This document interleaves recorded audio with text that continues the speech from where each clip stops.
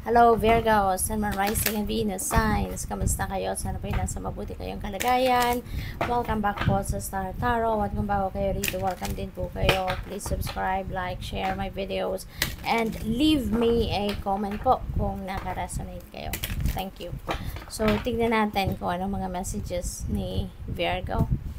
Pauna mensahe po ninyo, recognition and reward. Napakaganda naman. So, magkakaroon kayo ng recognition or financial reward then at the same time. Maaring ang iba sa inyo siguro sa school ito, no?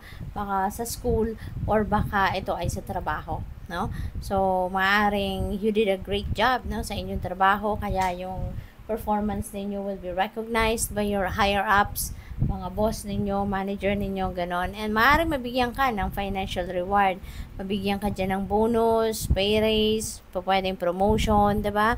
So, this is something, no, na talagang masasabi mong, yes, diba? I did it. At malaking achievement mo ito, no? So, congrats.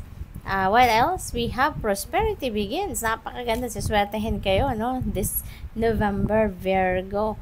So, yung prosperity na to, magsisimula siguro ito dito sa financial reward na makukuha mo sa kung ano man ang pinagtrabahuan mo dito ng bonggang-bongga, no?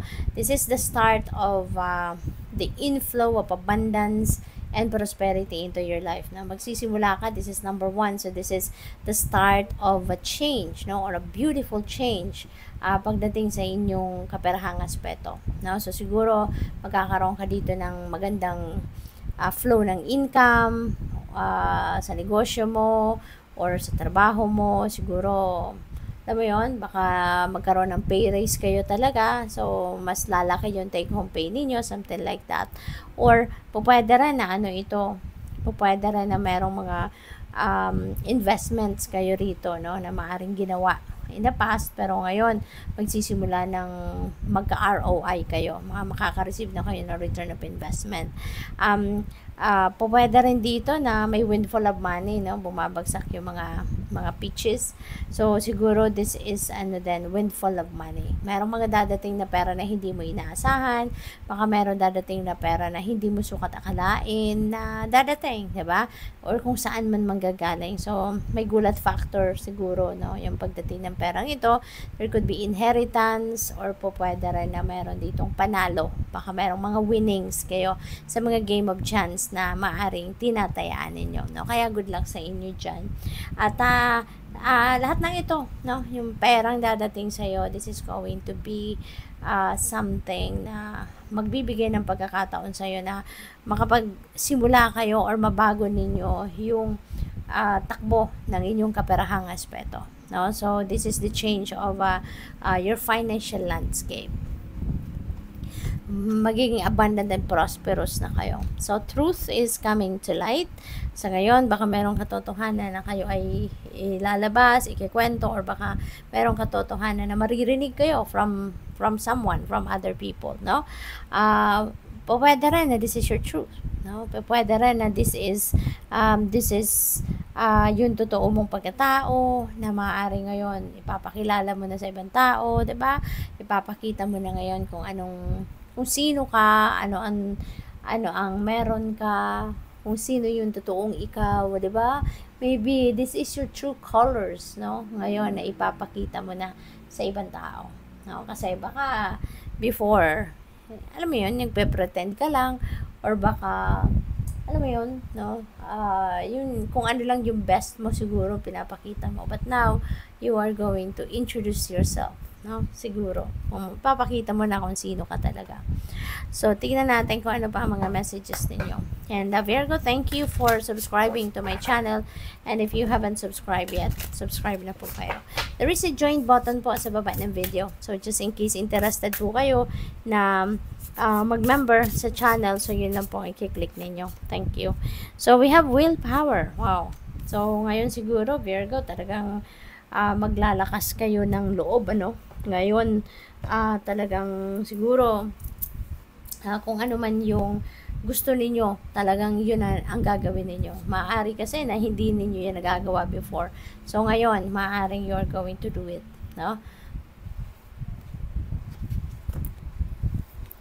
So, we also have transformation. Wow. So, sa mga pagbabagong itong paparating, no, Virgo, this is beautiful transformation. By the way, napakaganda ng mga pagbabagong ito. Unang-una na siguro magbabago dito yung inyong kaperahang aspeto. You know, kasi we have, you're beginning to experience the prosperity and abundance into your life. Kaya, mayroon pa parating na ganon. Kaya isa na 'to 'no, sa areas of life ninyo na magbabago or magkakaroon ng magandang pagbabago. Isa pa sa lahat ng mga pagbabagong ito na siguro mangyayari sa buhay ninyo, yung papaandarin niyo talaga dito yung sarili ninyong kagustuhan. Gagawin ninyo rito, ipu-push ninyo rito yung inyong willpower, 'no? Ilalabas mo na 'to. Talagang, you're going to take action towards kung ano man yung mga gusto ninyong mangyari, ano man yung mga gusto ninyong makamit, you're going to work on it, you're going to take charge sa mga bagay-bagay, kaya napakagandang pagbabago ito, no, na makakamit ninyo. We also have closure. May mga bagay din dito na tutuldukan mo na. May mga bagay na parte ito ng inyong transformation, no? May mga bagay dito that doesn't serve your best interest anymore that you are going to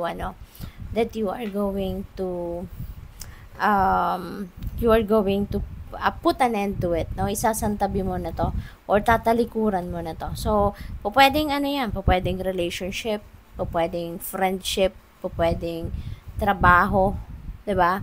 Career or business, depende yan sa inyong sitwasyon, but there is something that you are going to to detach yourself from, kasi hindi na to nakakabuti sa iyo, it's not serving your highest good, no, anymore. Kaya magde-decision ka nang tapusin na to, as in totally, no. You are going to cut the cords with it, so which is good.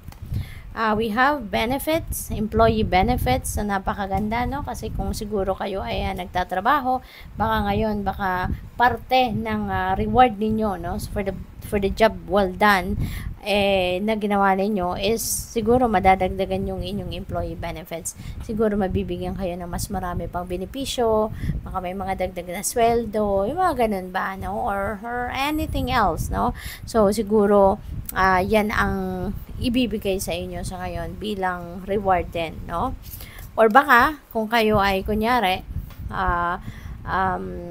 magsisimula kayo sa bagong trabaho ninyo, so siguro during interview din, baka ito yung i-discuss din sa inyo, or baka ito yung gusto ninyong i-discuss during the interview, no? Kung ano yung mga benepisyo na makukuha ninyo.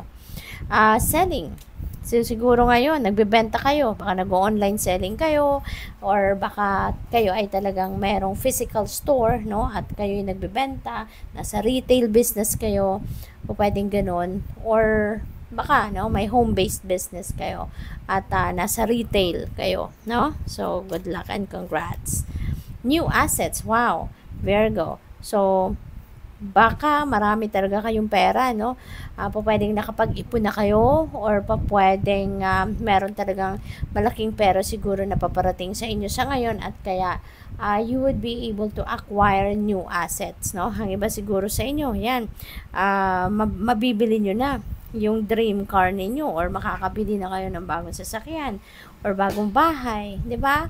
Or anything valuable, no, sa inyo, or kung ano man ang pinapangarap ninyo, maaring yan ay mabili ninyo mo, no, around this time. So congrats and good luck. Napakagaganda, no, ng ano ninyo, ng mga mensahe para sa inyo in November. So what else? Dating queen, wow, siguro ang daming makikipag-date sa'yo, no? Lalo-lalo na kung ikaw ay single pa. Marami siguro nagkakagusto sa'yo, maraming humahanga sa'yo, maraming gustong mag-offer sa inyo ng pag-ibig, ano?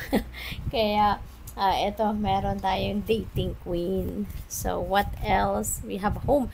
Oh, look at that. Meron ding abundance dito. So, that could be abundance of love, diba? Hindi lang abundance of money ang pwedeng dumating din sa inyo, kundi baka at abundance of love, diba? Kasi baka marami talaga nagkakagusto sa'yo at nai-inlove sa'yo, diba? We have home, ayan, so baka home-based business talaga ngayon ang inyong pagpo-focusan. Pwede rin na kayo ay siguro may bagong bahay, bagong tahanang uuwian, maaaring nagbi-build kayo ng sarili ninyong bahay, nagpapagawa kayo, or pwede rin na nagba-buy and sell kayo. Pwede rin siguro na kayo ay pwede rin na siguro kayo ay magra-renovate ng bahay or kasalukuyang nagra-renovate. Pwede rin na kayo ay nasa realty business. Baka kayo ay isang realtor, nagsisell kayo ng bahay, no? So, what else? We have children. Ayan. So, maybe you have kids. For those of you na merong kids, baka ngayon you are going to spend more time with them as well, no? So, siguro mas marami kayong oras, panahon ngayon para sa inyong pamilya, lalo-lalo na ang inyong mga anak, no? So, may mga bonding moment siguro kayo na gagawin sa ngayon with them. So, good luck sa'yo. Thank you for watching. Love and light. Namaste.